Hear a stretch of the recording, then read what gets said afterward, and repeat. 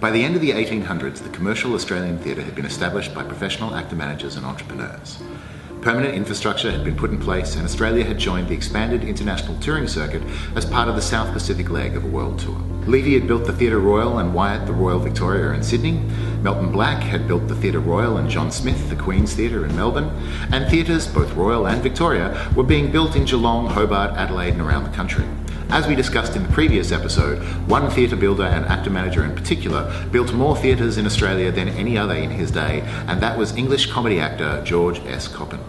In 1873, Coppin was manager at the Theatre Royal in Melbourne and had rebuilt it after it burnt down a few years before. To open the new theatre, he'd booked an American husband and wife duo who were touring a new work which had recently opened in America. That duo was Maggie and James Casius Williamson. Born in Pennsylvania, Williamson was first taken to the theatre at a young age shortly after his father's death. The first show he saw was The Merchant of Venice, and from then on he was committed to a life in the theatre. He worked in New York at Wallack's Theatre and in San Francisco at the California Theatre, and it's here in San Francisco that he meets comedian Maggie Moore, who he marries in 1873. During his time in San Francisco, Williamson was approached by Sam W. Smith, an amateur Irish playwright and Californian lumberjack, with his new play, The German Recruit. It had already been declined by other producers, but Williamson thought it showed promise and bought it for $100. He recalled, "It was crudely written and constructed, but I recognized the vein of dramatic pith in it." Williamson then commissioned playwright Clay Green to expand The German Recruit into a 3-act piece tailored for himself and Moore.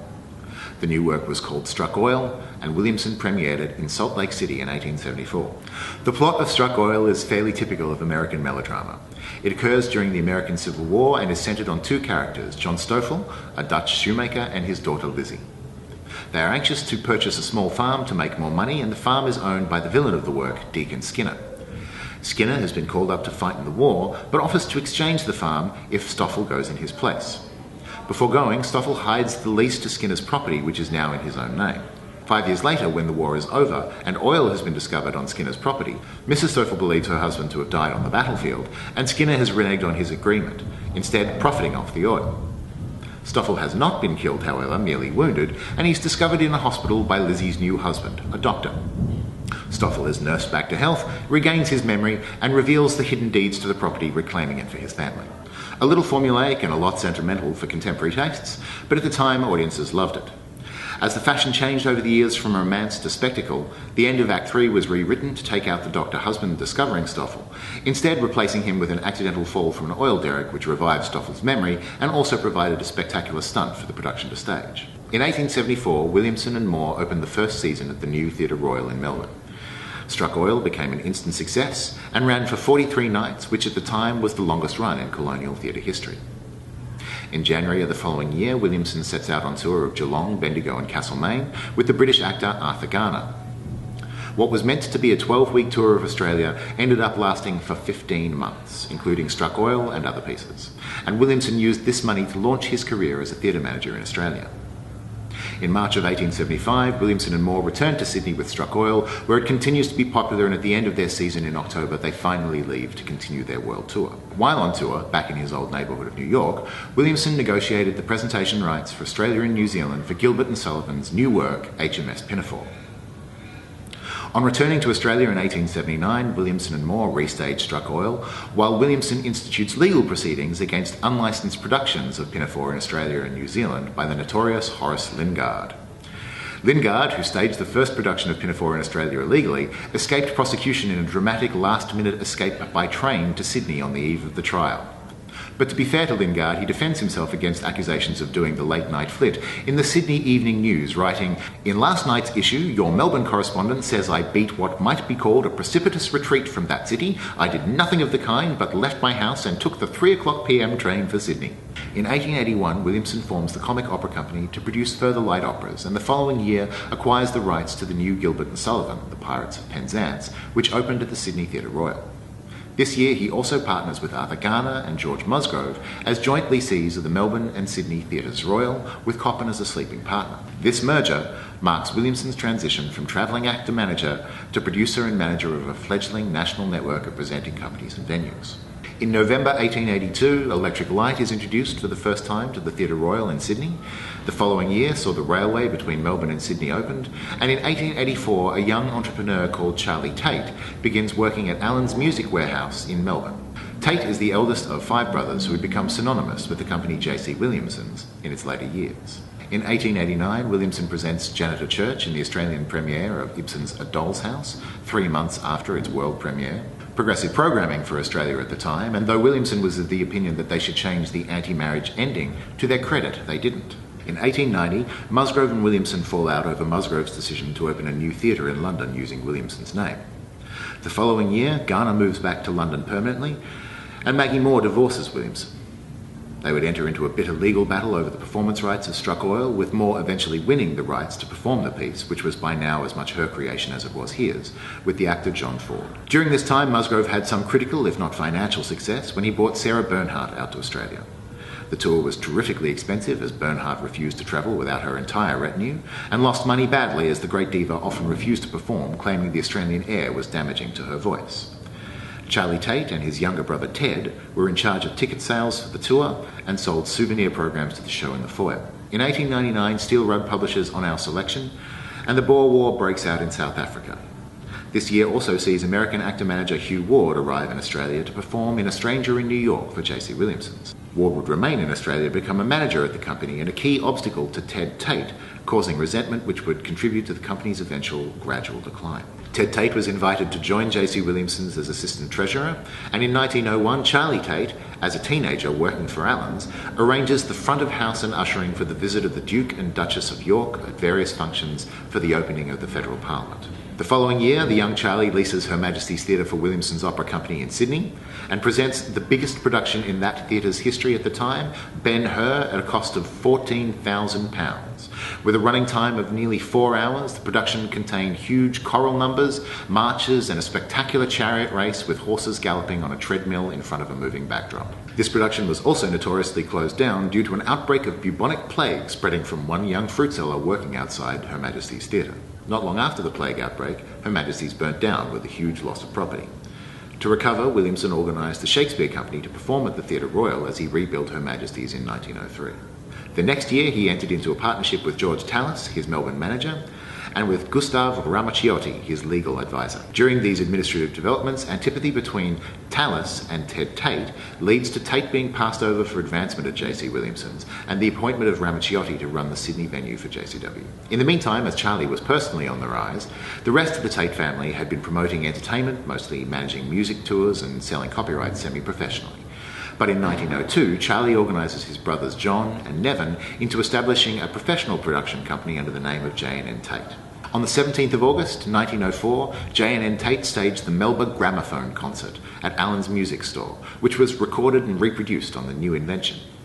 In 1905, the Tauts worked with Millard Johnson and William Gibson in filming The Story of the Kelly Gang, the first dramatic feature-length film.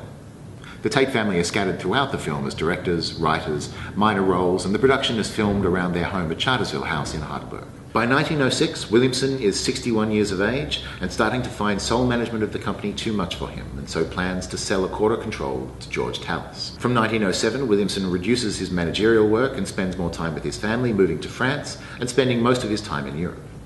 In 1908, he arranges to sell 50% of the company and goes into semi-retirement.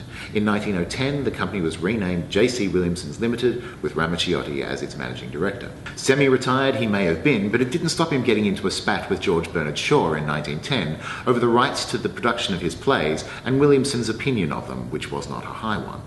In 1911, the Presbyterian Assembly Church Hall in Collins Street is demolished, and J&N Taut take a 20-year lease on the land to build a new concert hall. It opened in 1913 as the Auditorium and will eventually become the Regent Theatre. In 1911, Ramaciotti leaves JC Williamson's to join the army. After Ramaciotti's retirement, Tallis forms a new JC Williamson's board with actors Hugh Ward and Clyde Meinell instead of Ted Taut. The Tauts write to Williamson in semi-retirement complaining, and he promotes Ted to business manager at His Majesty's Theatre in Melbourne. It was a fraught year for the company, which, due to its growing national ubiquity, was simply beginning to be known as the firm. At the end of the year, a group of actors applied to the Commonwealth Arbitration Court, registered as the Actors Union, complaining that JC Williamson's importation of international artists and companies restricted local trade. Their application was ultimately denied, but the strain of the case no doubt hastened Williamson's own physical decline. In February 1913, he appears for the last time, performing at a benefit concert for the widows of Robert Scott's Antarctic expedition. He returns home to his family in France and dies in Paris on July 6. With Williamson gone, Tallis buys his shares and, together with Ward and Meynell, takes over the board of JC Williamson's. They appoint Ted Tate as general manager and move him to Sydney away from head office. On the 3rd of July in 1920, under growing financial pressure on multiple fronts, JC Williamson's and J&N Tate amalgamated, with the board now constituted of George Tallis as chairman, Clyde Meynell, John, Frank, Nevin and Ted Tate, and Hughie Ward, who by now hated the Tates and considered them unworthy of the JCW name. Ward sticks it out for 2 further years though, resigning finally in 1922, and he's followed soon after by Meynell. George Tallis was knighted for his services to the theatre, and Charlie was apparently offered the same honour but refused it. In 1924, while producing the legendary Grand Opera season of Dame Nellie Melba, Tallis and the Tates also buy into the Melbourne Tivoli circuit and begin working to establish the new broadcast technology in Australia, radio. They were granted a licence to broadcast as 3 alone. On the 13th of October 1924, on the last night of the Melba season of La Boheme, Melba announced her retirement live from the stage and via radio broadcast. Melba would make her comeback in 1928 with another JC Williamson Melba opera season. Production costs spiralled this time as Maestro Gaetano Bavagnoli aimed at such high standards that rehearsal costs were increased. Melba, at age 67, was getting paid £3,000 a week, though she was often too ill to sing, and she would die 3 years later. Of the Grand Opera seasons, Tallis once told the newspapers, "It is an axiom the world over that Grand Opera spells ruin. All the Grand Opera houses in Europe and America are heavily subsidised by governments, municipalities or private subscribers." The Grand Opera season cost JC Williamson's £35,000. In 1929, the stock market crashes and the Great Depression hits. The JC Williamson production of Coquette in London is a failure and costs the firm £30,000 and effectively ends their West End London management. In the first years of the Depression, JC Williamson's sustains heavy losses. The impact of federal taxation laws that forced touring artists to pay tax both at home and overseas, combined with low audience attendance, meant losses ran to £50,000. In 1931, on advice from his doctor, George Tallis retires as chairman of JC Williamson's to live on his stud farm in Mornington, Victoria. His retiring words were, "Although the theatre has been practically taxed out of existence and is not subsidised, nothing is going to kill it." Tallis announces this year that the Theatre Royal in Bourke Street in Melbourne is to be sold to Matins Drapery, and the final show to be staged there is The Maid of the Mountains with Gladys Moncrief. On the 10th of June the same year, JC Williamson's also closes His Majesty's Theatre in Sydney and leases the building to Woolworths. 2 years later, in 1933, Charlie Tate dies of old age in hospital. In 1937, Tallis sells his remaining shares in JC Williamson's to the New Zealand chain store operator Sir John Mackenzie, who becomes chairman. Mackenzie then appoints producer Ernest C. Rolls to the board and makes him managing director and principal producer of the firm, despite the objections of the remaining Tate brothers. The first of the E.C. Rolls productions was an American fantasy review, I Married an Angel by Rogers and Hart. Rolls's programming was not the panacea the board had hoped for. Viola Tate recalls that Ted always said that the 12 months following June 1938 were the worst period of his life, and John and Frank were no less worried. They could see Australian and New Zealand Theatres Limited was heading for a crash. They were right. Its losses that year were nearly £100,000. By the end of 1939, the name Australian and New Zealand Theatres Limited was gone from JC Williamson's programs. And after the ANZ Theatres debacle, Ernest Rolls leaves for London for good. Throughout the 1940s, the firm is beset by strife. During the Second World War, they present the Borovansky and Kirasova ballet companies, as well as traditional pantomimes at Christmas, which keeps them afloat. In 1941, Hughie Ward dies, and in 1944, an actors' strike darkens the theatres for nearly 3 weeks.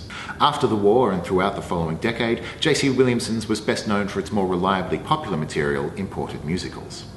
Their most successful productions during this period include Annie Get Your Gun in 47, Oklahoma in 49, Brigadoon in 51, Kiss Me Kate in 52, South Pacific in 52, The Pajama Game in 58, and My Fair Lady in 59. In 1947, Ted Tate dies, and John Tate follows him in 1955. The company's policies during this era of programming popular but conservative fare is perhaps understandable given their risk aversion, following the failed Rolls seasons and the losses sustained during the Depression. By this time, the remaining Tate brothers were old and resistant to change, and it's in this period that they earned the lasting negative impression that they have left on Australian theatre history, because at this time a shift was taking place once again in the landscape of Australian theatre. By 1953, while the firm was unsuccessfully attempting to merge with H.M. Tennant and the Shakespeare Memorial Theatre, the groundwork for a new nationalised approach to subsidising theatre was being laid down by H.C. Nugget Coombs, but more on that next episode. 2 years after John Tate's death, the popular expatriate Australian actor John McCallum returns to Australia to become the assistant managing director of the firm. Under McCallum's direction, JC Williamson's had perhaps their last great success with the Australian premiere production of My Fair Lady, which was so popular it was forced to tour 2 identical productions at the same time. Frank Tate dies in 1965, and McCallum takes over as sole managing director of the firm. Despite being responsible for rescuing the company financially, or at least bringing it back into the black with the profits from My Fair Lady, the board elects not to appoint McCallum executive director. McCallum resigns in protest. For the rest of the 1960s and the early 1970s, the company struggles to attract audience, regain its reputation, and survive a series of mergers. By 1976, to pay off mounting debts, its theatres and assets were sold off, leaving the company little more than a brand name. A brand name that Michael Edgley and Ken Brodziak bought the rights to at the time and held onto until 1984, at which time they expired and were not renewed. All in all, a slow and ignominious end for an Australian theatre company that had, at its height, operated a national network of theatres and an internationally touring bill of shows, introduced Gilbert and Sullivan to Australia and survived for 100 years. Williamson once said of Australian audiences, "They are in many ways the best in the world because they are the most difficult to please. They have been accustomed to nothing but the best. Almost every show is tried in London or New York before it is staged here, and Australians rarely see the failures. There is something in the attitude of an audience that tells a manager if things are going right, some magnetism apart from the obvious signs of wriggling and coughing, the manager's danger signs. When Australian audiences are pleased, they support you well and their applause is genuine. When they don't like a play, they do not hiss or make a row, they simply stay away, and they stay away with great unanimity." Williamson's opinion of the audience is shaped by years of working to attract the general public, knowing each season is dependent on the fortunes of the previous one. His is a vision defined by success through popular acclaim and box office. Nevin Tate, on the other hand, whose work was almost entirely hunting out successes in London, wrote in 1946 of the difficulties he faced trying to engage actors willing to go to Australia. "The people in Australia who write about nationalising the theatre overlook the fact that it is the government which gets most of the proceeds without risking a nickel, and yet they do nothing to really help the theatre or to bring us our cultural attractions such as they indicate they are prepared to do. I roughly estimate that the government has received something like £200,000 a year in entertainment tax from JC Williamson's theatres alone. So they are doing pretty well out of the entertainment business. When all is said and done, we keep slogging away for a comparatively small net return in the way of salary and dividends, and it might be a good idea to encourage the government to nationalise the theatres by taking over the JCW setup." The era of government subsidy, which was about to break on the national commercial landscape, has arguably not proven to be a much more efficient solution to the problem of bringing live performance and cultural attractions to Australians than the commercial one was. The audience described by Williamson still stay away in their unanimity, and our artists are still slogging away for a comparatively small net return in the way of salary and dividends, as they did in Nevin Tate's day. But what do you think? Are there lessons to be learned from the National Commercial Theatre Network that developed and survived here for 100 years without government support? We'd love to hear what you think, so leave your thoughts and questions in the comments section below.